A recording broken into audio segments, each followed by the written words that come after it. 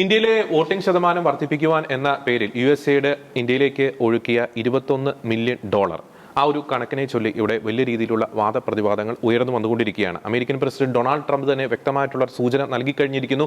ആ ഡോളർ അല്ലെങ്കിൽ ആ ഫണ്ട് ഉപയോഗിച്ചത് ചിലരുടെ താല്പര്യങ്ങൾക്ക് അനുസൃതമായി ഇന്ത്യയിലെ ഒരു റെജീം ചേഞ്ചിന് വേണ്ടിയിട്ടാണ്, അല്ലെങ്കിൽ അവർ ആഗ്രഹിക്കുന്ന ചില ഭരണ സംവിധാനങ്ങൾ ഇന്ത്യയിൽ വരാൻ വേണ്ടിയിട്ടാണ്. യഥാർത്ഥത്തിൽ ഈ പുറത്തു വന്നിരിക്കുന്ന വിവരങ്ങൾ, അതിൻ്റെ പിന്നിലെ ആ ഒരു നിഗൂഢതകൾ, അത് ഇന്ത്യയിൽ സൃഷ്ടിക്കുന്ന ഇമ്പാക്റ്റ്, ആരൊക്കെയാണ് ഇതിന് പിന്നിൽ പ്രവർത്തിച്ചത്, USAID എന്ന് പറയുന്ന ആ ഒരു നിഗൂഢ സംഘത്തിന്റെ ഒരു അജണ്ട, അവർ ഇന്ത്യയിൽ നടപ്പാക്കാൻ ഉദ്ദേശിച്ച ആശയങ്ങൾ, അത് രാജ്യത്ത് സൃഷ്ടിക്കുന്ന പ്രത്യാഘാതങ്ങൾ, ഈ വിഷയങ്ങളാണ് നിലപാട് എന്ന ഈ ഒരു പ്രോഗ്രാമിലെ ഇന്നത്തെ എപ്പിസോഡിൽ ഞങ്ങൾ ചർച്ച ചെയ്യാൻ ആഗ്രഹിക്കുന്നത്. ഞാൻ ജോർജി, എന്നോടൊപ്പമുള്ളത് അരുൺ റോബിൻ.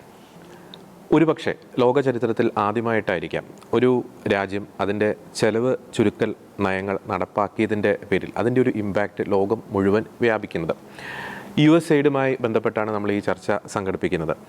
ഡൊണാൾഡ് ട്രംപിൻ്റെ ഒരു പ്രഖ്യാപിത ഒരു നയം കൂടിയായിരുന്നു ചെലവ് കൃത്യമായിട്ട് തന്നെ ചുരുക്കം, അനാവശ്യമായിട്ടുള്ള ചെലവുകളിലേക്ക് പോകില്ല. അതിൻ്റെ ഭാഗമായിട്ടാണ് USAIDിനുള്ള ഫണ്ടിങ് അദ്ദേഹം നിർത്തലാക്കിയത്. ഡിപ്പാർട്ട്മെൻറ്റ് ഓഫ് ഗവൺമെൻറ് ഏജൻസിയുടെ ഒരു ഗവൺമെൻറ് എഫിഷ്യൻസിയുടെ ഒരു തലവനായിട്ട് എലോൺ മസ്കിനെയൊക്കെ നിയമിക്കുന്നു. നമ്മൾ ഇന്നത്തെ ഒരു ചർച്ച സംഘടിപ്പിക്കാനുള്ള പ്രധാനപ്പെട്ട ഒരു ആസ്പെക്റ്റ് എന്ന് പറയുന്നത്, നമ്മൾ USAIDുമായി ബന്ധപ്പെട്ടൊരു നിലപാട് പ്ലാറ്റ്ഫോമിൽ നമ്മൾ ചർച്ച പല രീതിയിൽ, അതിൻ്റെ പല ആംഗിളിൽ നമ്മൾ ചർച്ചകൾ നടത്തിയതാണ്. ട്രംപിൻ്റെ ഒരു പ്രധാനപ്പെട്ട ഒരു സ്റ്റേറ്റ്മെൻറ്റാണ്. അത് ആദ്യമേ വായിച്ചിട്ട് എനിക്ക് തോന്നുന്ന ചർച്ചകളിലേക്ക് കിടക്കാമെന്ന് എനിക്ക് തോന്നുന്നു. അതായത് ഇന്ത്യയിലെ വോട്ടർ ടേൺ ഔട്ട് അല്ലെങ്കിൽ ഇലക്ഷൻ പ്രോസസ്സ് ബൂസ്റ്റപ്പ് ചെയ്യാൻ, അല്ലെങ്കിൽ ജനങ്ങൾ ജനാധിപത്യ പ്രക്രിയയോട് കൂടുതൽ സഹകരിക്കാൻ, ഇൻവോൾവ് ചെയ്യാൻ എന്നതിൻ്റെ പേരിൽ ഇന്ത്യക്ക് കൊടുത്തിരുന്ന $21 മില്യൺ സഹായം അത് നിർത്തലാക്കുന്ന ഒരു വാർത്ത പുറത്തു വരുന്നു USAIDുമായി ബന്ധപ്പെട്ട്. അതുമായി ബന്ധപ്പെട്ട് ഡൊണാൾഡ് ട്രംപ് നടത്തിയ ശ്രദ്ധേയമായിട്ടുള്ളൊരു സ്റ്റേറ്റ്മെൻറ്റ് അക്ഷരാർത്ഥത്തിൽ ഒരു പൊളിറ്റിക്കൽ ബോംബിങ്ങിന് തന്നെ, ഒരു സ്ഫോടനാത്മകമായ സ്ഥിതിവിശേഷത്തിലേക്ക് ഇന്ത്യൻ രാഷ്ട്രീയത്തെ നയിച്ചിരിക്കുകയാണ്. അദ്ദേഹത്തിൻ്റെ വാചകം ഇപ്രകാരമാണ്: Why do we need to spend $21 million on voter turnout in India? I guess they were trying to get somebody else elected. We have got to tell the Indian government this is a total breakthrough. അപ്പോൾ അതിൻ്റെ രണ്ടാമത്തെ sentence ആണ് വളരെ പ്രാധാന്യം അർഹിക്കുന്നത്. I guess they were trying to get somebody else elected. ഈ funding ഉപയോഗിച്ച്, ഈ funding provide ചെയ്തത് ആരാണോ അവരുടെ താല്പര്യത്തിനനുസൃതമായിട്ട് അവർ ആഗ്രഹിക്കുന്ന ഒരു ഭരണ സംവിധാനം ഇന്ത്യയിൽ കൊണ്ടുവരാൻ അവർ ആഗ്രഹിച്ചിരുന്നു എന്ന വളരെ ദൂരവ്യാപകമായിട്ടുള്ള ഇമ്പാക്റ്റ് ഉണ്ടാക്കുന്ന ഒരു സ്റ്റേറ്റ്മെൻറ്റ്. ഇതിനെ ചൊല്ലി നിരവധി വാദപ്രതിവാദങ്ങൾ നടക്കുന്നുണ്ട്. നമുക്കിനി അടുത്തൊരു ഘട്ടത്തിലേക്ക് പോകുമ്പോൾ നാം ചിന്തിക്കേണ്ടത്, ഈ USAID പലപ്പോഴും പലർക്കും ഒരു തെറ്റിദ്ധാരണയുണ്ടെന്ന് എനിക്ക് തോന്നുന്നു. USAID എന്ന് പറയുന്ന ഒരു ചാരിറ്റി സംഘടനയാണ്, അല്ലെങ്കിൽ ഇങ്ങനെ നിസ്വാർത്ഥമായിട്ടുള്ള സേവനത്തിന് വേണ്ടിയിട്ട് ഫണ്ടിങ് തരുന്നൊരു സംഘടനയാണ്. അല്ല, അതിൻ്റെ ഒരു ജനനം തന്നെ എന്ന് പറയുന്നത് ഇന്റർനാഷണൽ തലത്തിൽ അമേരിക്കയുടെ ഇൻഫ്ലുവൻസ് വർദ്ധിപ്പിക്കുക എന്നതിൻ്റെ ഒരു അടിസ്ഥാനത്തിലാണ് അതിൻ്റെ ജനനം. 1961 ജോൺ എഫ് കെന്നഡി, അത് ആ സമയത്ത് USSRൻ്റെ ഇൻഫ്ലുവൻസ് കുറയ്ക്കാൻ വേണ്ടി, അത് USSR നടത്തുന്ന ഇൻഫ്ലുവൻസിനൊരു ബദലായിട്ട് ഇത്തരത്തിലുള്ള ചാരിറ്റി പ്രവർത്തനങ്ങളിലൂടെ അമേരിക്കയുടെ സ്വാധീനം വർദ്ധിപ്പിക്കുക എന്ന ലക്ഷ്യത്തോടെയാണ് USAID അവിടെ സ്ഥാപിതമായത്. അതിൻ്റെ ചരിത്രം നമ്മൾ ഓൾറെഡി ചർച്ച ചെയ്താണ്. ഞാൻ ഇനി ഡിസ്കസ് ചെയ്യാൻ പോകുന്നത് ചില ഞെട്ടിക്കുന്ന ചില കണക്കുകൾ, പ്രത്യേകിച്ച് ഈ USAID ഇന്ത്യയിലേക്ക് നടത്തിയ ചില ഫണ്ടിങ്ങുമായി ബന്ധപ്പെട്ട് ചില നടുക്കുന്ന ചില കണക്കുകൾ, അതിൻ്റെ അടിസ്ഥാനത്തിൽ നമുക്ക് ചർച്ചകൾ കൊണ്ടുപോകാമെന്ന് എനിക്ക് തോന്നുന്നു. അതായത് UPA സർക്കാർ ഇന്ത്യയിൽ ഭരിച്ചത് 2004 മുതൽ 2014 വരെയുള്ള 10 വർഷത്തെ കാലയളവിലാണ്. എല്ലാ കാലയളവിലും USAID ഇന്ത്യൻ ഗവൺമെൻറ്റിന് ഫണ്ടിങ് നൽകിയിട്ടുണ്ട്. അപ്പോൾ ഈ 10 വർഷത്തെ കാലയളവിൽ ഗവൺമെൻറ് ഓഫ് ഇന്ത്യക്ക് USAID കൊടുത്ത ഫണ്ടിങ്ങിൻ്റെ ഒരു കണക്കെന്ന് പറയുന്നത് $204 മില്യൺ ആണ്. അത് NDA ഗവൺമെൻറ് വന്നപ്പോൾ, അത് 2014 ശേഷമുള്ള കാലഘട്ടത്തിലേക്ക് നോക്കുമ്പോൾ ഗവൺമെൻറ് ഓഫ് ഇന്ത്യക്ക് USAID നൽകിയ ഫണ്ടിങ് എന്ന് പറയുന്നത് $1.5 മില്യൺ അത് താന്നിരിക്കുന്നു. അത്രയും ഫണ്ടിങ്ങാണ് ഗവൺമെൻറ് ഓഫ് ഇന്ത്യക്ക്. പിന്നെ അടുത്തത് NGOസിന് നൽകിയ ഫണ്ടിങ് അടുത്ത ഘട്ടത്തിൽ നമുക്ക് ചർച്ച ചെയ്യാം. അപ്പോൾ നമുക്ക് വ്യക്തമാണ്, നമ്മൾ പലപ്പോഴും ഞാനത് സൂചിപ്പിക്കാനുള്ള പ്രധാനപ്പെട്ട ഒരു കാരണം, പല മീഡിയാസും ബയാസ്ഡ് ആണ് എന്ന് നമ്മൾ പറയാറുണ്ട്. അതിൻ്റെ പ്രധാനപ്പെട്ട കാരണം എന്ന് പറയുന്നത്, അവർക്ക് പരസ്യങ്ങൾ നൽകുന്ന വ്യക്തികളുടെ ചില സ്ഥാപിത താല്പര്യങ്ങൾ, അവരെ സുഖിപ്പിക്കാൻ അല്ലെങ്കിൽ അവരെ പിണക്കാതിരിക്കാൻ ചില വാർത്തകൾ മറച്ചു വയ്ക്കുന്നു, ചില വാർത്തകൾ കൊടുക്കുന്നു. അപ്പോൾ ആരാണോ ഫണ്ട് ചെയ്യുന്നത് അവരുടെ താല്പര്യത്തിനനുസരിച്ച് ചില പോളിസികൾ ക്രമീകരിക്കപ്പെടുവാൻ അത് ഏത് ഗവൺമെൻറ്റും നിർബന്ധിതരാകും എന്ന കാര്യത്തിൽ യാതൊരു തർക്കവുമില്ല. ഞാൻ ഈ ഫണ്ടിങ്ങിൻ്റെ ഒരു ഏറ്റക്കുറച്ചിലുകൾ, അതിൻ്റെ ഒരു അടിസ്ഥാനത്തിൽ, അതിൻ്റെ ഒരു അടിസ്ഥാനത്തിൽ നമ്മൾ ആ ഒരു ആംഗിൾ ഈ ഒരു കാര്യം ചിന്തിക്കണം. ഇനി ഈ NGOസിന് USAID നൽകിയ ഒരു ഫണ്ടിങ് അതാണ് ഏറ്റവും പ്രധാനപ്പെട്ട ഒരു കാര്യം. അത് UPA ഗവൺമെൻറ്റിൻ്റെ സമയത്ത് $2114 മില്യൺ ആയിരുന്നെങ്കിൽ മോദി ഗവൺമെൻറ്റിൻ്റെ സമയത്ത് $2579 മില്യൺ. നേരത്തെ മില്യൺ കണക്കിലാണ് ഞാൻ പറഞ്ഞത്. അപ്പോൾ മോദി ഗവൺമെൻറ്റിൻ്റെ സമയത്ത് NGOസിന് USAID നൽകിയ ഫണ്ടിങ്ങിൽ വലിയ രീതിയിലുള്ള ബൂസ്റ്റപ്പ് വരുന്നുണ്ട്. ഇനി മൂന്നാമത്തെ പ്രധാനപ്പെട്ട ഒരു കാര്യം എന്ന് പറയുന്നത് ഈ USAIDൻ്റെ ആ ഫണ്ടിങ്ങിൻ്റെ ഒരു ചാർട്ട് നമ്മളൊന്ന് പരിശോധിച്ച് നോക്കുമ്പോൾ ഇന്ത്യയിൽ വളരെ ക്രിട്ടിക്കലായിട്ടുള്ള ചില പൊളിറ്റിക്കൽ മൂവ്മെൻറ്റ് നടക്കുമ്പോൾ അല്ലെങ്കിൽ ഒരു ഭരണകൂടത്തിനെതിരെ ഏതെങ്കിലും തരത്തിലൊരു പ്രൊട്ടസ്റ്റ് നടക്കുമ്പോൾ ഈ ഫണ്ടിങ്ങിൽ കൃത്യമായ ചില ഏറ്റക്കുറിച്ചിലുകൾ നമുക്ക് കാണാൻ സാധിക്കും. അതായത് ഒരു ഉദാഹരണം എന്ന് പറയുന്നത് 2001 USAIDൻ്റെ ഫണ്ടിങ് എന്ന് പറയുന്നത് $121 മില്യൺ ആയിരുന്നെങ്കിൽ 2002 അത് $154 മില്യൺ, 2020 എത്തിയപ്പോഴത്തേക്കും $83 മില്യൺ. അത് പക്ഷേ 2 വർഷത്തിനുള്ളിൽ, അതായത് 2022 എത്തിയപ്പോഴേക്കും $228 മില്യൺ.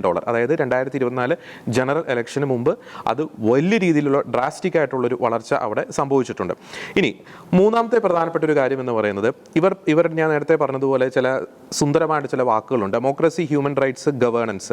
2001 മുതൽ 2004 വരെയുള്ള കാലഘട്ടത്തിൽ $1 മില്യൺ ആണ് ആനുവലി USAID നൽകിയിരുന്നതെങ്കിൽ 2022 വലിയൊരു എക്സ്പോണൻഷ്യൽ ആയിട്ടുള്ള ഒരു ഗ്രോത്ത് അവിടെ സംഭവിച്ചിട്ടുണ്ട്.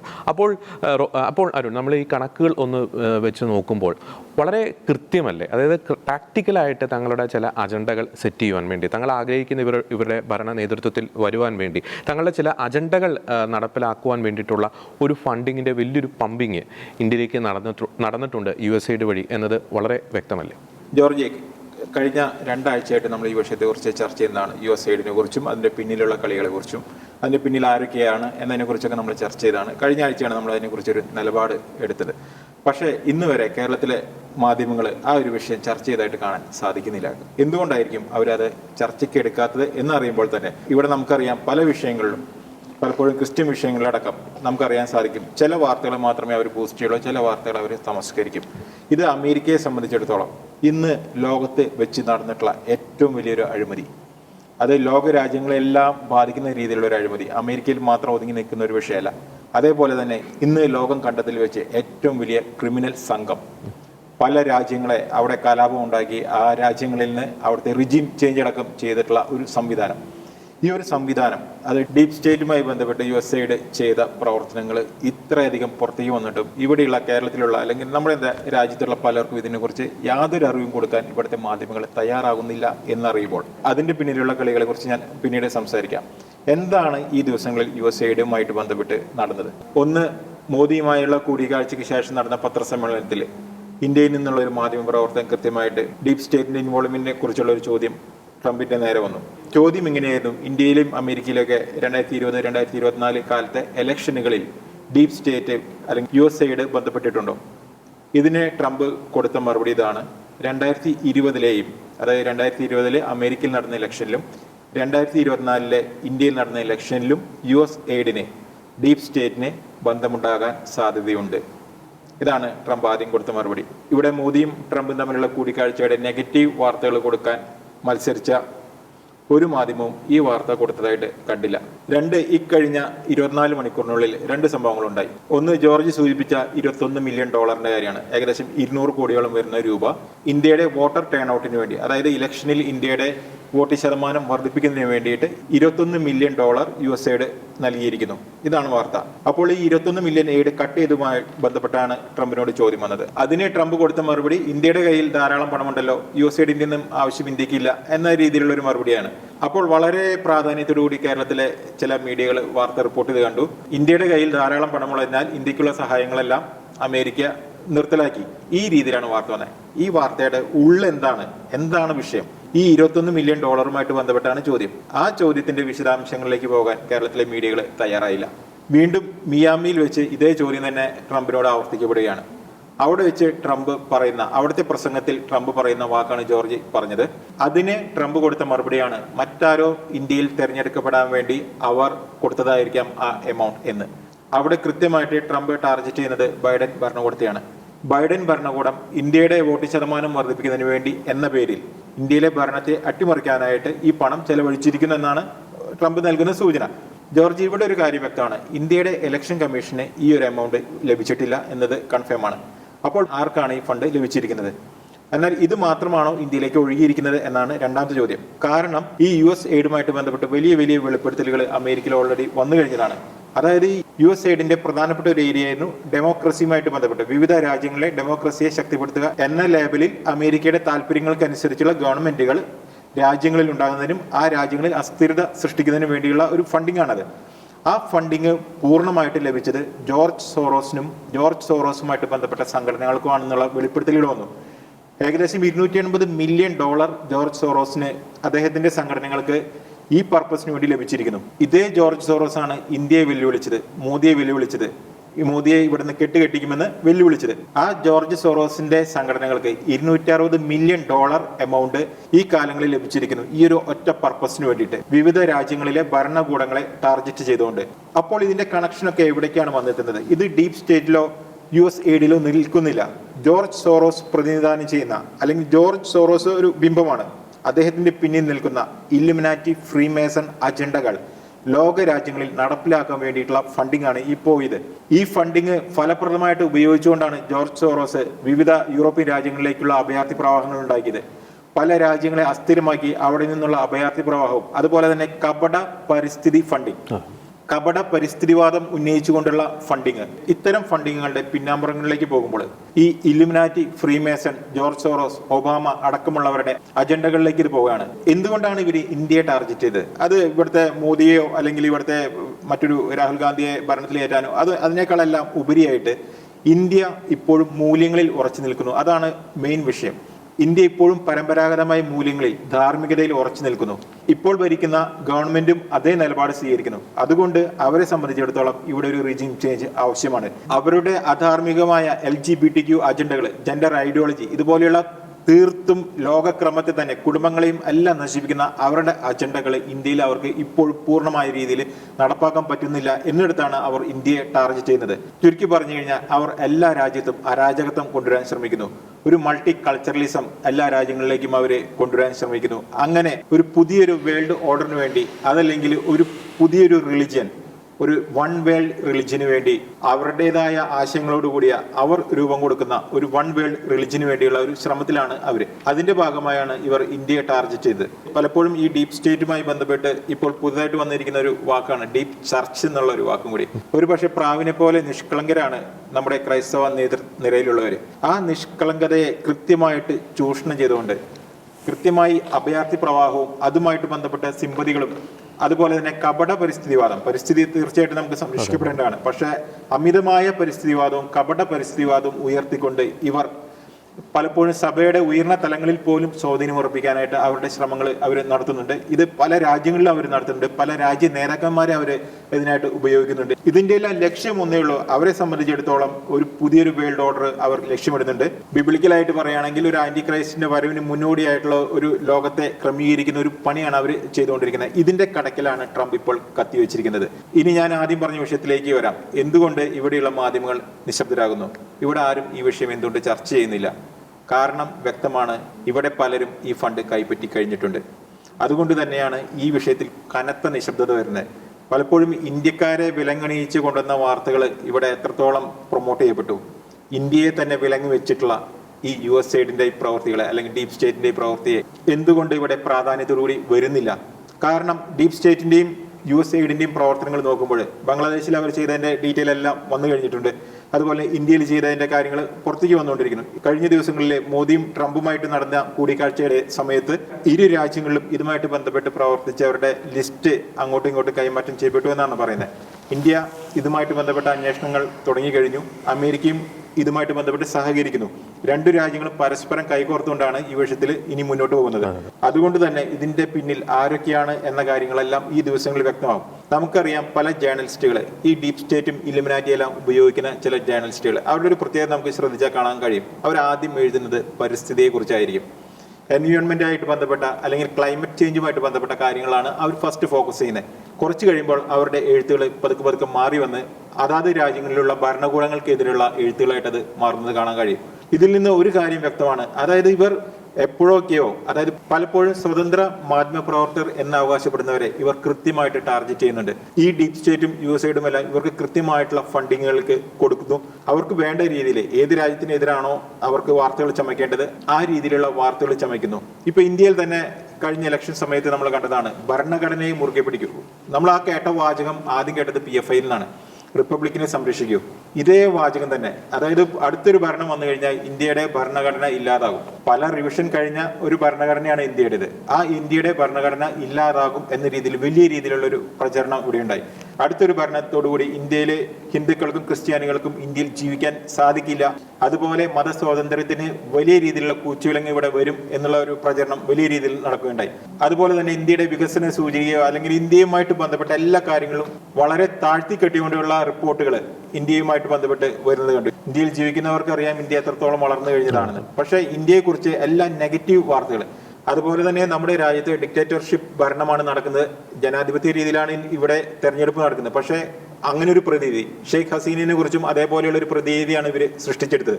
ഇതുകൂടാതെയാണ് ഈ വംശീയവും ജാതിയവും പ്രത്യയശാസ്ത്രപരമായ കാര്യങ്ങളിൽ ആ രാജ്യത്ത് വിഭജനം ഉണ്ടാക്കാനുള്ള ശ്രമങ്ങൾ. ഇതെല്ലാം നാളുകളായിട്ട് ഡീപ് സ്റ്റേറ്റ് ചെയ്തുകൊണ്ടിരിക്കുന്ന കാര്യങ്ങളാണ്. ഇതിനെ കൊടപിടിക്കാൻ അല്ലെങ്കിൽ ഇതിനോട് ചേർന്ന് പ്രവർത്തിക്കാൻ ഇവിടെയുള്ള ചില NGOകൾ, ഇവിടെയുള്ള ചില ലോയേഴ്സ് ഗ്രൂപ്പുകൾ, അതുപോലെ തന്നെ ഇവിടെയുള്ള ചില ജേർണലിസ്റ്റുകൾ, ചില ഇന്റലക്ച്വൽസ്, ചില ഇൻഫ്ലുവൻസിങ് പേഴ്സണാലിറ്റീസ്, ചില തിങ്ക് ടാങ്കുകൾ, ഇവരെല്ലാവരും അവർ കയ്യിലെടുക്കുകയാണ്. ഇതിനു വേണ്ടിയാണ് ഈ കൃത്യമായ ഫണ്ടിങ് നടക്കുന്നത്. ഈ ഫണ്ട് എങ്ങനെ വരുന്നെന്ന് ആർക്കും മനസ്സിലാവില്ല. ഈ $21 മില്യൺ ഒന്നല്ല ഇവിടേക്ക് ഒഴുകിയിരിക്കുന്നത്. ഇത് പല NGOകളുടെ കൈമാറി ഒരു NGO അമേരിക്കയിൽ തന്നെയുള്ള ഒരു NGOയിൽ നിന്ന് മറ്റൊരു NGOയിലേക്ക്, അവിടുന്ന് ഇന്ത്യയിലത്തെ ഒരു NGOയിലേക്ക്, അത് കഴിഞ്ഞ് പിന്നെ അടുത്തൊരു NGOയിലേക്ക്. ഈ NGOകളുടെ ഉള്ളിൽ പോയി പരിശോധിച്ച് കഴിഞ്ഞാൽ വീണ്ടും അവിടെ നിന്ന് ഇത് മുഴുവൻ സബ് കോൺട്രാക്റ്റുകൾ പോലെ തിരിഞ്ഞു മറിഞ്ഞ്, അതായത് പണം എവിടെ നിന്ന് വന്നു, എന്ത് പർപ്പസിന് ഉപയോഗിക്കപ്പെട്ടു എന്ന് അറിയാൻ ഏറ്റവും ബുദ്ധിമുട്ടുള്ള രീതിയിലാണ് ഇതിന്റെ പ്രവർത്തനങ്ങളെല്ലാം നടക്കുന്നത്. അങ്ങനെയാണ് ഇവർ രാജ്യങ്ങളിലെ ഭരണങ്ങളെ അട്ടിമറിക്കാനുള്ള കാര്യങ്ങൾ ചെയ്തത്. ബംഗ്ലാദേശിലെ ഭരണം അട്ടിമറിച്ചത് ഇവരാണെന്നുള്ളതിന്റെ കൃത്യമായ എവിഡൻസോടുകൂടി കാര്യങ്ങളെല്ലാം പുറത്തു വന്നു കഴിഞ്ഞു. അതിനുവേണ്ടി അവർ കളിച്ച കളികളെല്ലാം പുറത്തു വന്നു. ഇതേപോലെ തന്നെ ഇന്ത്യക്ക് കൊടുത്ത $21 മില്യൺ പോലെ തന്നെ ബംഗ്ലാദേശിന് ഒരു $29 മില്യൺ വകവരുത്തിയിട്ടുണ്ട്. ഈ $29 മില്യൺ കൊണ്ട് എന്താണ് നടന്നത്? അവിടുത്തെ രാഷ്ട്രീയ പരിസ്ഥിതിയെ ഡെവലപ്പ് ചെയ്യാൻ എന്ന ലേബലിൽ ഇവർ ചെയ്തത് അവിടുത്തെ രാഷ്ട്രീയ പരിസ്ഥിതിയെ തകർത്ത് അവിടുത്തെ റിജീം ചേഞ്ചിന് വേണ്ടിയാണ് അവർ ശ്രമിച്ചത്. അപ്പോൾ കാര്യങ്ങൾ വ്യക്തമാണ്. എന്തുകൊണ്ട് ഇവിടെ ഇത്രയും നിശബ്ദത? ഇവിടെ അദാനിയോ അംബാനിയോ എന്തെങ്കിലും ചെയ്തു കഴിഞ്ഞാൽ എത്ര വലിയ ആഘോഷമാണ്. അവർ ഇന്ത്യയെ വിറ്റു അല്ലെങ്കിൽ വിറ്റു തുലച്ചു, ഇങ്ങനെ എന്തൊക്കെ കാര്യങ്ങൾ പറയണേ. പക്ഷെ ഇന്ത്യയുടെ പരമാധികാരത്തെ തന്നെ വെല്ലുവിളിക്കുന്ന രീതിയിൽ ഇവിടെ പണം ഫണ്ട് ചെയ്ത് ഇവിടുത്തെ ഭരണത്തെ മാറ്റുവാൻ ഇവിടുത്തെ പ്രതിപക്ഷ കക്ഷികൾക്ക് കൃത്യമായ റോളുണ്ട്. ഒപ്പോസിഷൻ പാർട്ടികളെല്ലാം അതിനുവേണ്ടി തന്നെയാണ് ശ്രമിക്കേണ്ടത്. അവർ ശ്രമിക്കുന്നതും അതിനായിരിക്കാം. പക്ഷേ ഇന്ത്യയുടെ പുറത്തുനിന്ന് ഇന്ത്യയുടെ ഭരണം അട്ടിമറിക്കാൻ ശ്രമിക്കുമ്പോൾ അത് തിരിച്ചറിയുക തന്നെ വേണം. ആ സമയത്ത് ഈ വിഷയത്തിൽ നിശബ്ദത പുലർത്തുന്നത് ആരായാലും, അത് ഏത് മാധ്യമം ആയിക്കോട്ടെ, അതുപോലെ തന്നെ നേരത്തെ ഞാൻ സൂചിപ്പിച്ച കാറ്റഗറിയിലുള്ള ആരുമായിക്കൊള്ളട്ടെ, അവർ നിശബ്ദത പാലിക്കുന്നുണ്ടെങ്കിൽ ശ്രദ്ധിക്കണം, അവർ ഇതിൽ പങ്കാളികളായിട്ടുണ്ടോ എന്ന കാര്യത്തിൽ തീർച്ചയായിട്ടും സംശയിക്കണം. റോബിൻ, നമ്മളിവിടെ ഡിസ്കസ് ചെയ്തതുപോലെ USAIDിൻ്റെ തുടക്കം നമ്മൾ പറഞ്ഞു, ജോൺ എഫ് കെന്നഡിയുടെ കാലഘട്ടത്തിൽ തുടങ്ങിയ ആ ഒരു സംവിധാനം കേൾക്കുമ്പോൾ നമുക്ക് കേട്ടാൽ ഇമ്പകരമായിട്ടുള്ള ചില വാക്കുകൾ: ജനാധിപത്യം, സോഷ്യലിസം, മനുഷ്യാവകാശം, പ്രകൃതി സംരക്ഷണം, അത്തരത്തിലുള്ള ചില ലക്ഷ്യങ്ങൾ മുൻനിർത്തിയാണ് USAID പ്രവർത്തിക്കുന്നത്, അല്ലെങ്കിൽ അത്തരം കാര്യങ്ങളെ പ്രൊമോട്ട് ചെയ്യാനാണ് USAID പ്രവർത്തിക്കുന്നത് എന്നാണ് പറയപ്പെടുന്നത്. എന്നാൽ ഈ ട്രംപ് അധികാരത്തിൽ വന്നതിന് ശേഷം വരുന്ന വാർത്തകൾ വളരെയധികം ഞെട്ടിക്കുന്നതാണ്. അതിൻ്റെയൊക്കെ ഒരു പശ്ചാത്തലത്തിൽ ഇവർ പറഞ്ഞു വെച്ച യഥാർത്ഥ ലക്ഷ്യങ്ങൾ തന്നെയായിരുന്നു ഈ കാലയളവിൽ ഈ USAIDിലൂടെ അമേരിക്കയിൽ മാറി മാറി ഭരിച്ച, പ്രത്യേകിച്ച് ഡെമോക്രാറ്റിക് അനുഭവമുള്ള അല്ലെങ്കിൽ ഡെമോക്രാറ്റിക് പാർട്ടി ഭരിച്ച കാലഘട്ടത്തിലൊക്കെ ഈ ലക്ഷ്യങ്ങളായിരുന്നു യഥാർത്ഥത്തിൽ ഇവർ നടപ്പാക്കാൻ ശ്രമിച്ചത്? അത് നമ്മൾ രണ്ട് പെർസ്പെക്റ്റീവിലൂടെ കാണുന്നതാണ് എനിക്ക് തോന്നുന്നത്. എന്ന് വെച്ചാൽ രണ്ട് വശങ്ങളുണ്ട് അതിന്.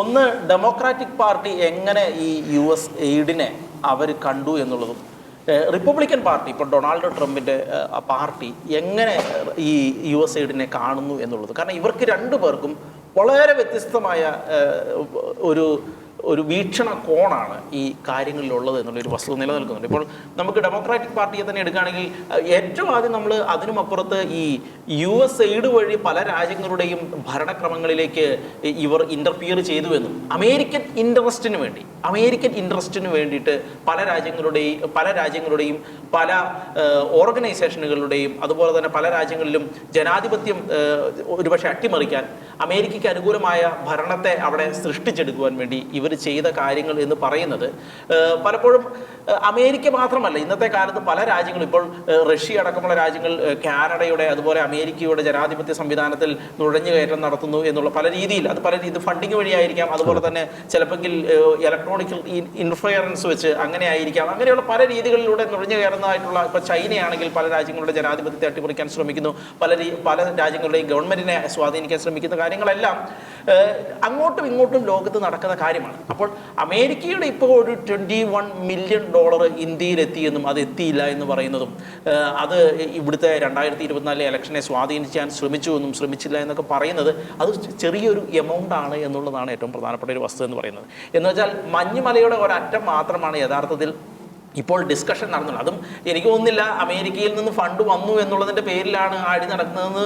അപ്പുറത്ത് അതൊരു രാഷ്ട്രീയ ചേരിതിരിവ് വെച്ചുകൊണ്ടുള്ള അടി മാത്രമാണ്. കാരണം എല്ലാവരും അമേരിക്കൻ എയ്ഡ് സ്വീകരിക്കുന്നവരാണ്. ഒരു രീതിയിൽ അല്ലെങ്കിൽ മറ്റൊരു രീതിയിൽ പല ചാനലുകൾ വഴി എയ്ഡ് പല രാഷ്ട്രീയ പ്രസ്ഥാനങ്ങളിലേക്കും എത്തുകയാണ്. അത് ലോകത്തെ എല്ലായിടത്തും നടക്കുന്ന സംവിധാനങ്ങൾ, ഏകദേശം എനിക്ക് തോന്നുന്നു ലോകത്തിലെ എല്ലാ രാജ്യങ്ങളിലേക്കും അമേരിക്കൻ എയ്ഡ് എത്തുന്നുണ്ട്. അത് പല രീതികളിൽ എത്തുന്നുണ്ട്. ഇനി ചൈന അടക്കമുള്ള രാജ്യങ്ങൾ, ഈ ഇന്ത്യ ഉപഭൂഖണ്ഡത്തിലുള്ള ശ്രീലങ്ക അടക്കമുള്ള, പാകിസ്ഥാൻ അടക്കമുള്ള, ബംഗ്ലാദേശ് അടക്കമുള്ള പല രാജ്യങ്ങൾക്ക്, ഇപ്പോൾ മ്യാൻമറിൽ ഇതേണ്ട ചൈനയുടെ വലിയ പോർട്ടാണ് വരുന്നത്. ചൈനയാണ് ഫണ്ട് ചെയ്യുന്നത് മൊത്തം. മ്യാൻമറിൻ്റെതാണെന്ന് പറയുമ്പോൾ പോലും ചൈനയാണ് ഫണ്ട് ചെയ്യുന്നത്. ചൈനയിൽ നിന്ന് നേരെ റെയിൽ, റോഡ് അടക്കമുള്ള മാർഗങ്ങളിലൂടെ അവിടെ എത്തുന്ന സാഹചര്യം ഉണ്ടാകും. അതുകൊണ്ടാണ് ബംഗ്ലാദേശ് ഒരു ക്രൂഷ്യൽ ഫാക്ടർ ആകുകയും അമേരിക്ക അവിടെ വ്യാപകമായ ഇടപെടൽ നടത്താൻ ശ്രമിച്ചുകൊണ്ടേ ചെയ്തിരിക്കുന്നത്. കാരണം നമ്മൾ വെറുതെ അമേരിക്ക കൊണ്ടുവന്ന് ബംഗ്ലാദേശ് ഫണ്ടിറക്കി എന്നുള്ളതല്ല.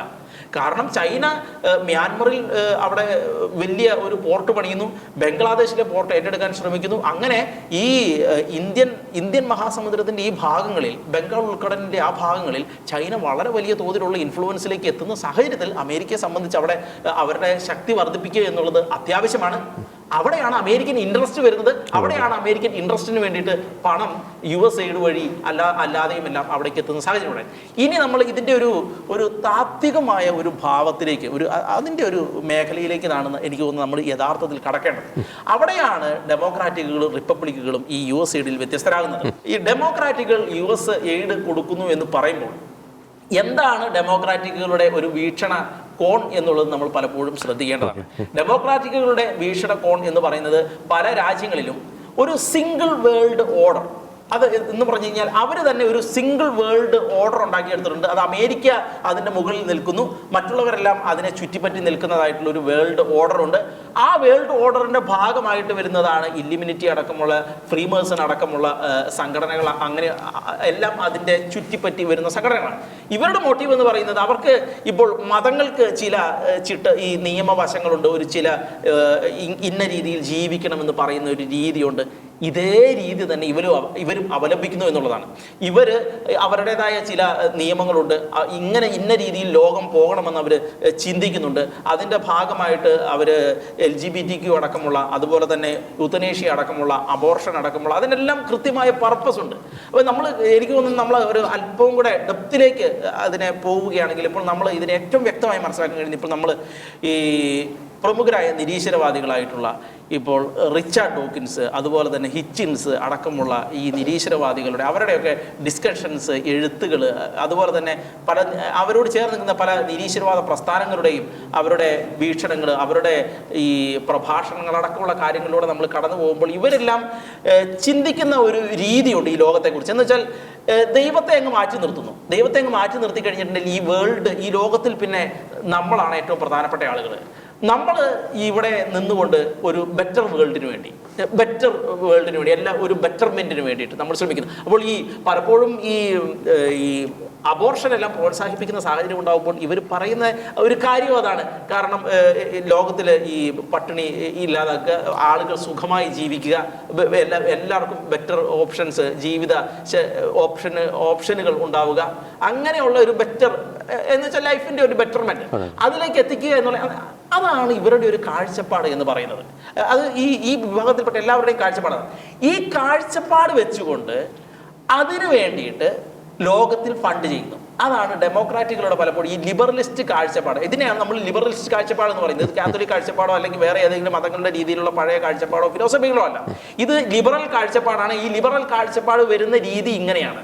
അപ്പോൾ ഈ ലിബറൽ കാഴ്ചപ്പാടിന് വേണ്ടി, ഈ കാഴ്ചപ്പാടിന് വേണ്ടിയാണ്, ഈ കാഴ്ചപ്പാടിലേക്ക് ലോകത്തെ മുഴുവൻ അങ്ങ് എത്തിക്കുന്നതിന് വേണ്ടിയാണ് ഇവർ ഫണ്ട് ചെലവഴിക്കുന്നത്. അതാണ് ഈ ഫണ്ട് ചെലവഴിക്കുന്നതിന്റെ വ്യത്യാസം എന്ന് പറയുന്നത്.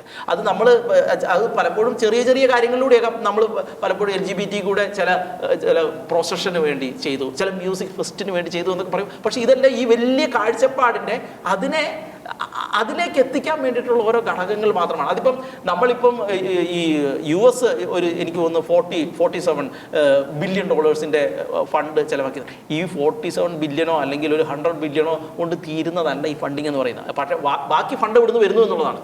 ബാക്കി ഫണ്ട് വരുന്നത് പല പ്രമുഖ ഇന്റർനാഷണൽ കമ്പനികളും അവരുടെ ഈ ചാരിറ്റി പ്രവർത്തനങ്ങൾക്ക് വേണ്ടി ഫണ്ടുകൾ, ഹ്യൂജ് ഫണ്ട് മാറ്റി വെക്കുന്നുണ്ട്. ഈ ഫണ്ടെല്ലാം പല കമ്പനികളുടെയും ഈ രീതിയിലാണ് പോകുന്നത്. പലപ്പോഴും ഈ മൈക്രോസോഫ്റ്റിന്റെ ഒക്കെ അവരെല്ലാം ഫണ്ടുകൾ ഒരുപാട് മാറ്റിവെക്കുന്നത് പല രീതിയിൽ ഈ മേഖലകളിലേക്ക് പോകുന്നതായിട്ടുള്ള പല റിപ്പോർട്ടുകളും വരുന്നുണ്ടായിരുന്നു. അപ്പോൾ ഇങ്ങനെയുള്ള കമ്പനികൾ ഫണ്ട് മാറ്റിവെക്കുന്നത് അടക്കം ഇതിലേക്കാണ് പോകുന്നത്.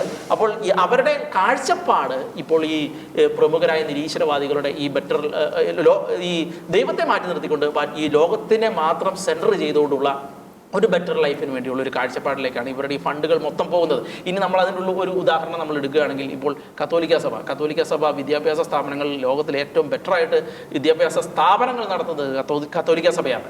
പക്ഷേ കാലക്രമത്തിൽ എന്ത് സംഭവിച്ചു? കത്തോലിക്ക സഭയുടെ സ്കൂളുകളിൽ പഠിപ്പിച്ചിരിക്കുന്ന സിലബസ്, ആ സിലബസിൽ ഒരു ഇൻഫ്ലുവൻസും കത്തോലിക്ക സഭയ്ക്ക് ഇല്ലാതായി. ഒരുപാട് സ്കൂളുകൾ കത്തോലിക്ക സഭ നടത്തുന്നു, പക്ഷെ അതിൻ്റെ ഉള്ളിലെ സിലബസ് മാറുന്ന സാഹചര്യം ഉണ്ടായി. ഇതെങ്ങനെ സംഭവിച്ചു? പല ഗവൺമെന്റുകൾക്കും ഫണ്ടുകൾ കൊടുത്ത്, പല പൊളിറ്റീഷ്യന്മാരെയും കയ്യിലെടുത്ത്, പല രാജ്യങ്ങളുടെയും വിദ്യാഭ്യാസ വകുപ്പുകൾ കയ്യിലെടുത്ത്, അതുപോലെ തന്നെ ഇതിന്റെ കരിക്കുലം ഉണ്ടാക്കുന്ന ആളുകളെ കയ്യിലെടുത്ത്, ഇങ്ങനെയെല്ലാം അവിടേക്കെല്ലാം ഫണ്ട് വന്ന വഴി ഇങ്ങനെയാണ്.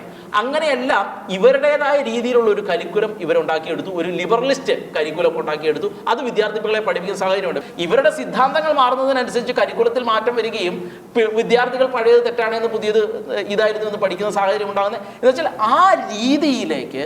ആ രീതിക്ക് വേണ്ടി ഇവരുടെ ലിബറൽ കാഴ്ചപ്പാടിന് വേണ്ടി ഫണ്ട് മുടക്കുന്ന ഒരു സാഹചര്യമാണ് ബൈഡൻ അഡ്മിനിസ്ട്രേഷന്റെ കാലത്തുണ്ടായത്. അതാണ് ഇപ്പോൾ പുറത്തേക്ക് വരുന്നത്. അത് എന്തുകൊണ്ട് പുറത്തേക്ക് വന്നു എന്ന് പറയുമ്പോഴാണ് ഈ റിപ്പബ്ലിക്കൻസിന്റെ കാഴ്ചപ്പാട് വളരെ വിഭിന്നമായിരുന്നു എന്ന് പറയുന്നത്.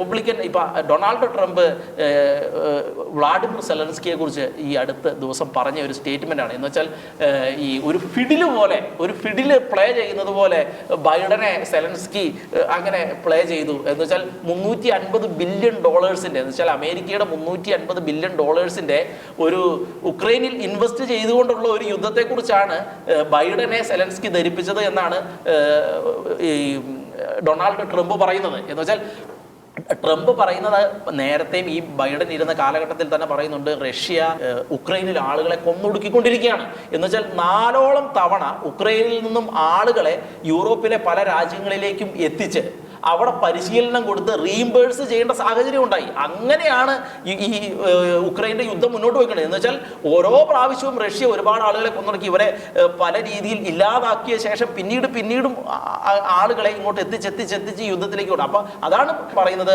ആളുകളെ കൊലയ്ക്ക് കൊടുക്കാൻ വേണ്ടിയാണ് സെലൻസ്കി നോക്കുന്നത് എന്നുള്ള ഒരു രീതിയിലേക്ക് പറയുന്നത്. അപ്പോൾ ഈ ബൈഡൻ അഡ്മിനിസ്ട്രേഷൻ, ഡെമോക്രാറ്റിക്കുകളുടെ അഡ്മിനിസ്ട്രേഷന്റെ എന്ന് വെച്ചാൽ ഈ ലിബറൽ കാഴ്ചപ്പാടുള്ള ഈ അഡ്മിനിസ്ട്രേഷന്റെ ആ യുദ്ധത്തെക്കുറിച്ചുള്ള കാഴ്ചപ്പാട് എന്ന് പറയുന്നത് റഷ്യ തോൽക്കുക എന്നാണ്, സ്ട്രാറ്റജിക് ഡിഫീറ്റ് ഓഫ് റഷ്യ. പക്ഷേ പുതിയ റിപ്പബ്ലിക്കൻ കാഴ്ചപ്പാട് എന്ന് പറയുന്നത് എന്താണെന്ന് വെച്ച് കഴിഞ്ഞാൽ റഷ്യനെ കൂടെ നിൽക്കുക, ചൈനയ്ക്ക് എക്സ്പ്ലോയിറ്റ് ചെയ്യാൻ റഷ്യയെ അനുവദിക്കാതിരിക്കുക, റഷ്യയെ കൂടെ നിർത്തുക. അവിടെയാണ് ഇന്ത്യയെയും കൂടെ നിർത്തുക എന്നുള്ള കാഴ്ചപ്പാട്. ബൈഡന്റെ കാലഘട്ടത്തിൽ ഇന്ത്യയെ പ്രഷർ ചെയ്ത് ഇപ്പോൾ ബംഗ്ലാദേശിനെയൊക്കെ അസ്ഥിരപ്പെടുത്തി പ്രഷർ ചെയ്ത് ഇന്ത്യയെ കൂടെ നിർത്തുക എന്ന കാഴ്ചപ്പാടിനപ്പുറത്ത് റിപ്പബ്ലിക്കൻ പാർട്ടി വന്നപ്പോൾ ഇന്ത്യയെ ലിഫ്റ്റപ്പ് ചെയ്ത് കൂടെ നിർത്തുക എന്നുള്ള ഒരു കാഴ്ചപ്പാടിലേക്ക് പറയാം. അപ്പോൾ ഇത് രണ്ടും തമ്മിൽ അങ്ങനെയാണ് USAID പണം അവർ ചെലവാക്കിയതും USAIDന്റെ പണം ഇപ്പോൾ ഈ ഡൊണാൾഡ് ട്രംപിന്റെ അഡ്മിനിസ്ട്രേഷൻ വരുമ്പോൾ ചെലവാക്കുന്നതും തമ്മിലുള്ള വ്യത്യാസം എന്ന് പറയുന്നത് ഇതാണ്. അവർ മറ്റൊരു സിംഗിൾ വേൾഡ് ഓർഡർ എന്ന കാഴ്ചപ്പാടിന് വേണ്ടി പണം ചെലവഴിക്കുന്നു. ആ കാഴ്ചപ്പാടിനുള്ള നിയമങ്ങൾ എന്ന് പറയുന്നത് നമ്മളെ ഈ കാത്തോലിക്സിനെ പോലെയുള്ള ക്രിസ്ത്യാനികളെ പോലെയുള്ള ആളുകൾക്ക് ഒരിക്കലും അക്സെപ്റ്റ് ചെയ്യാൻ പറ്റാത്ത കാര്യങ്ങളാണ്. ആ കാര്യങ്ങൾക്ക് വേണ്ടി അവർ പണം ചെലവഴിക്കുന്നു USAID.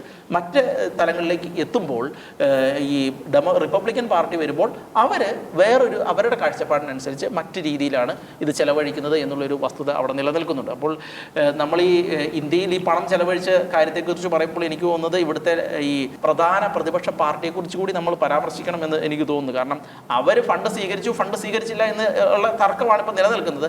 പക്ഷേ ഈ 21 മില്യൺ അല്ലാതെ വേറെയും ഫണ്ട് വന്നിട്ടുണ്ട്. കാരണം ഇവരുടെ ഇലക്ഷന് വേണ്ടിയും പ്രവർത്തനങ്ങൾക്ക് വേണ്ടിയും ഒരുപാട് ഫണ്ട്, ഹ്യൂജ് ഫണ്ട് ഇറങ്ങുക എന്നുള്ളത് അത്യാവശ്യമാണ്. അത് ഇറങ്ങിയിട്ടുമുണ്ട്.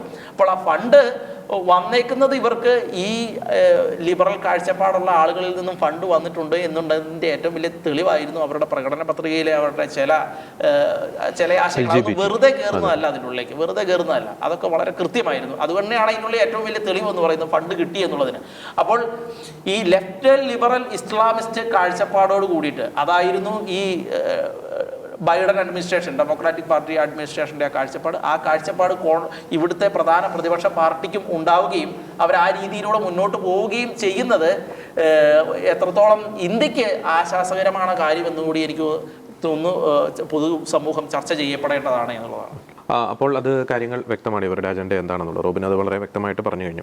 അപ്പോൾ നമുക്ക് പറയാൻ സാധിക്കുന്നത് ഈ ഒരു കാലഘട്ടത്തിൽ ഈ ലോകത്തെ തകർക്കാൻ വേണ്ടിയിട്ട് ഇസ്ലാമിക തീവ്രവാദം, ലിബറൽ ചിന്താഗതികൾ, LGBTQ പോലുള്ള ചിന്താഗതികൾ, അപ്പോൾ അതിനെ തടഞ്ഞു നിർത്തുന്ന എനിക്ക് തോന്നുന്നു ഒരു അണക്കെട്ടായിട്ട് ഈ കാലഘട്ടത്തിൽ ഇന്ത്യയിലെ ഒരു സംവിധാനങ്ങൾ അല്ലെങ്കിൽ ഇന്ത്യ എന്ന മഹാരാജ്യം നിൽക്കുന്നുണ്ട്, ഭാരതം നിൽക്കുന്നുണ്ട്. അതിൻ്റെ പ്രധാനപ്പെട്ട കാരണം ഇവിടെ ഒരു കെട്ടുറപ്പുള്ള ഒരു ഭരണ സംവിധാനം ഇവിടെ ഉണ്ട് എന്നതുകൊണ്ട് തന്നെയാണ്. അപ്പോൾ ആ ഒരു അണക്കെട്ടിനെ തകർക്കാൻ വേണ്ടിയിട്ടാണ് ഈ USAID രൂപത്തിൽ വലിയ രീതിയിലുള്ള ഒരു പമ്പിങ് ഇവിടെ നടന്നുകൊണ്ടിരിക്കുന്നത്.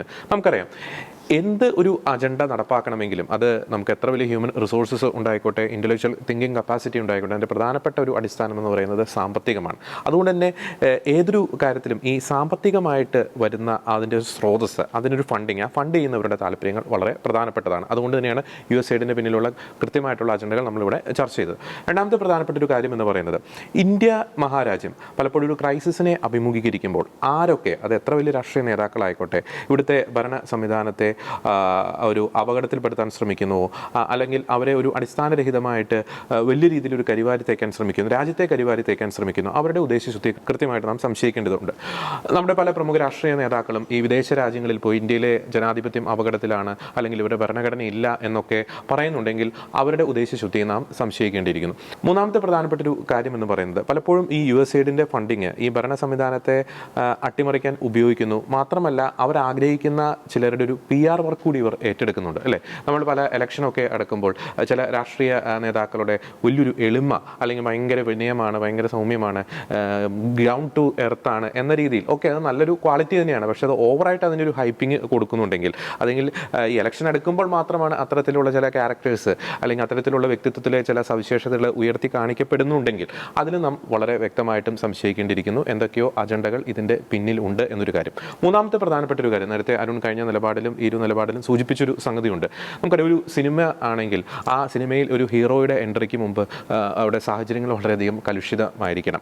അപ്പോൾ ഈ റോബിൻ പറഞ്ഞ ഒരു വൺ വേൾഡ് ഓർഡർ, അരുൺ സൂചിപ്പിച്ച ഒരു Antichrist element, Illuminati group, ഇവരുടെ എല്ലാവരുടെയും ആത്യന്തികമായിട്ടുള്ള ലക്ഷ്യം എന്ന് പറയുന്ന അവരുടെ കണ്ണിലൂടെ അവർ കാണുന്ന ഒരു ഹീറോയുടെ ഒരു വരവിന് വേണ്ടിയിട്ട് അവരിങ്ങനെ കാത്തിരിക്കുകയാണ്. അതിനുവേണ്ടി ഒരു ഗ്രൗണ്ട് ഒരുക്കണം. ആ ഗ്രൗണ്ട് ഒരുക്കണമെങ്കിൽ അത് വളരെ കലുഷിതമായിട്ടുള്ള ഒരു ഗ്രൗണ്ട് ആയിരിക്കണം. അത് പൊളിറ്റിക്കലി, എക്കണോമിക്കലി, ഒപ്പം തന്നെ നമ്മൾ ചിന്തിച്ചു നോക്കുമ്പോൾ ധാർമ്മികമായിട്ടുള്ളൊരു പോയിന്റ് ഓഫ് വ്യൂവിൽ അതിന് വേണ്ടിയിട്ടാണ്, ആ നിലമൊന്ന് ഉഴുതുമറിക്കാൻ വേണ്ടിയിട്ടാണ്, സംഘർഷഭരിതമാക്കാനാണ്. അത് ഇന്ത്യയിൽ മാത്രമല്ല ലോകത്താകമാനം അവർക്ക് അനുകൂലമായിട്ടുള്ള രീതിയിൽ സംഘർഷഭരിതമായി കലുഷിതമായിട്ടുള്ളൊരു അന്തരീക്ഷം സൃഷ്ടിച്ച് ഒരു ഹീറോയുടെ വരവിന് വേണ്ടിയിട്ട്, ഹീറോയുടെ ഒരു കൊറോണേഷന് വേണ്ടിയിട്ട് ഇവർ കാത്തിരിക്കുന്നു. അതാണ് ഇവരുടെ ഒരു ആത്യന്തികമായിട്ടുള്ള ഒരു ലക്ഷ്യം. ഇതിൻ്റെ ഒരു ക്ലൈമാക്സ് എന്ന് പറയുന്നത് അതിലേക്കാണ്. അതിന് തടസ്സമായി നിൽക്കുന്നത് ഇന്ത്യ നിൽക്കുന്നുണ്ട്, ഇസ്രായേൽ നിൽക്കുന്നുണ്ട്, ഇപ്പോൾ അമേരിക്കയും നിൽക്കുന്നുണ്ട്. മറ്റു പല രാജ്യങ്ങളിലും അതിന് എതിരെ അല്ലെങ്കിൽ അതിന് തടസ്സമായി നിന്നുകൊണ്ടുള്ള ചില ഭരണ സംവിധാനങ്ങൾ മറ്റു പല രാജ്യങ്ങളിലും ഉയർന്നു വന്നുകൊണ്ടിരിക്കുന്നുണ്ട്. അതുകൊണ്ട് വളരെ കലുഷിതമായിട്ടുള്ള ഒരു കോംപ്ലിക്കേറ്റഡ് ആയിട്ടുള്ള ഒരു സിറ്റുവേഷനിലൂടെ തന്നെയാണ് കടന്നുപോയിക്കൊണ്ടിരിക്കുന്നത്. പക്ഷേ ഈ നിർണായക നിമിഷത്തിൽ ട്രംപ് അതിന് ഒരു തടയിട്ടു എന്ന് നമുക്ക് പറയാൻ സാധിക്കും. പക്ഷേ ട്രംപിന് എത്ര കാലം ഇതിന് തടയിടാൻ സാധിക്കും എന്ന് നമുക്ക് പറയാൻ സാധിക്കില്ല. കാരണം അത്രത്തോളം ശക്തമാണ്, അത്രത്തോളം ആഴങ്ങളിലേക്ക് ഈ ഡീപ് സ്റ്റേറ്റിൻ്റെയും മറ്റ് സംവിധാനങ്ങളുടെ വേര് ആഴ്ന്നിറങ്ങി കഴിഞ്ഞിരിക്കുന്നു. അതുകൊണ്ട് കാത്തിരുന്ന് കാണാം. ജോർജി പറഞ്ഞത് കറക്റ്റാണ്. ഇവിടെ PFI നിരോധിക്കപ്പെട്ട സമയത്ത് സ്വിച്ചിട്ട പോലെ ഇവിടുത്തെ സ്വർണ്ണക്കടത്തെല്ലാം നിന്ന് ഏകദേശം 1-2 മാസമായിട്ട് ഒരു അനക്കവും ഉണ്ടായിരുന്നില്ല. ഒരിടത്തും സ്വർണ്ണം പിടിക്കപ്പെടുന്നില്ല, സ്വർണ്ണക്കടത്ത് നടക്കുന്നില്ല. പിന്നീട് കുറച്ച് ദിവസങ്ങൾ കഴിഞ്ഞതോടുകൂടി വീണ്ടും മറ്റൊരു വിധത്തിൽ ആ സ്വർണ്ണക്കടത്തെല്ലാം അതിന്റെ ശൃംഖലകളെല്ലാം വീണ്ടും പതിവിലും ശക്തിപ്പെടാണ് ചെയ്തത്. അതുപോലെ തന്നെ ട്രംപ് ഇപ്പോൾ കടിഞ്ഞാണിട്ടിരിക്കുന്ന ഈ USAIDന്റെ കാര്യത്തിലാണെങ്കിലും അത് തന്നെയാണ് സംഭവിക്കാൻ പോകുന്നത്. കാരണം ഈ ജോർജ് സോറോസ് ഒക്കെ ഇതിന്റെ ഉള്ളിലെ ഒരു ചെറിയൊരു മീനാണ്. ജോർജ് സോറോസിന് കിട്ടിയിരിക്കുന്നത് $260 മില്യൺ ആണെങ്കിൽ 5.2 ബില്യൺ ട്രംപ് കാണാതെ തപ്പിക്കൊണ്ടിരിക്കുകയാണ്. USAID കൊടുത്ത $5.2 ബില്യൺ അൺഅക്കൗണ്ടബിൾ ആണ്, അക്കൗണ്ട് ചെയ്യാൻ സാധിക്കുന്നില്ല. ആ പണം എങ്ങോട്ട് പോയി? അത് വിവിധ രാജ്യങ്ങളിലേക്ക് ഇവരുടെ അജണ്ടകൾ നടപ്പാക്കാൻ വേണ്ടി തന്നെ ആ ഫണ്ട് ഒഴുകി എന്നാണ് പറയപ്പെടുന്നത്. അത് പോയിരിക്കുന്നത് പല തീവ്രവാദ ഗ്രൂപ്പുകളിലേക്കും കൂടിയാണ്. അതേക്കുറിച്ച് US കോൺഗ്രസിൽ ചർച്ച വരികയും ചെയ്തിരുന്നു. അതായത് ബൊക്കോ ഹറാം, നമ്മൾ ഏറ്റവും കൂടുതൽ വാർത്ത ചെയ്യുന്നതാണ് ബൊക്കോ ഹറാമിനും ISISനും ഹമാസിനുമെല്ലാം ഈ പണം നിർബാധം ഒഴുകി എന്നതിന്റെ തെളിവുകളാണ് ഇപ്പോൾ വന്നുകൊണ്ടിരിക്കുന്നത്. USAIDുമായി ബന്ധപ്പെട്ട് വളരെ ഞെട്ടിക്കുന്ന വിവരങ്ങളാണ് ഈ ദിവസങ്ങളിൽ പുറത്തു വന്നുകൊണ്ടിരിക്കുന്നത്. പ്രത്യേകിച്ച് നമ്മുടെ മാതൃരാജ്യമായ ഭാരതത്തിന്റെ ഭരണ സംവിധാനത്തിൽ വിദേശ ശക്തികൾ കൈകടത്താൻ ശ്രമിക്കുന്നു. അതിന്റെ ചില തെളിവുകൾ, അതിലേക്ക് വെളിച്ചം വീശുന്ന ചില സ്റ്റേറ്റ്മെന്റ് തന്നെ അമേരിക്കൻ പ്രസിഡന്റിന്റെ ഭാഗത്തു നിന്ന് തന്നെ വന്നിരിക്കുന്നു. ഇത് വളരെ ഗൗരവമേറിയ ഒരു വിഷയം തന്നെയാണ്. ഇത് പുറത്തു വന്നിരിക്കുന്നത് മഞ്ഞുമലയുടെ ഒരു അഗ്രം മാത്രമാണ്. അതുകൊണ്ട് തന്നെ ഇതിന്റെ പിന്നിൽ പ്രവർത്തിച്ചവർ, അത് എത്ര വലിയ ഉന്നതനാണെങ്കിലും ശക്തമായിട്ടുള്ള നടപടികൾ സ്വീകരിക്കണം. ഇതിന്റെ പിന്നിലെ യാഥാർത്ഥ്യങ്ങൾ കൊണ്ടുവരാൻ ഇവിടുത്തെ ഭരണ നേതൃത്വങ്ങൾക്ക് ആകട്ടെ എന്ന വ്യക്തമായിട്ടുള്ള നിലപാട് അറിയിച്ചുകൊണ്ട് മറ്റൊരു വിഷയത്തിലെ നിലപാടുമായി ഞങ്ങൾ വീണ്ടും വരുന്നതായിരിക്കും. എല്ലാ പ്രിയപ്പെട്ട പ്രേക്ഷകർക്കും നന്ദി.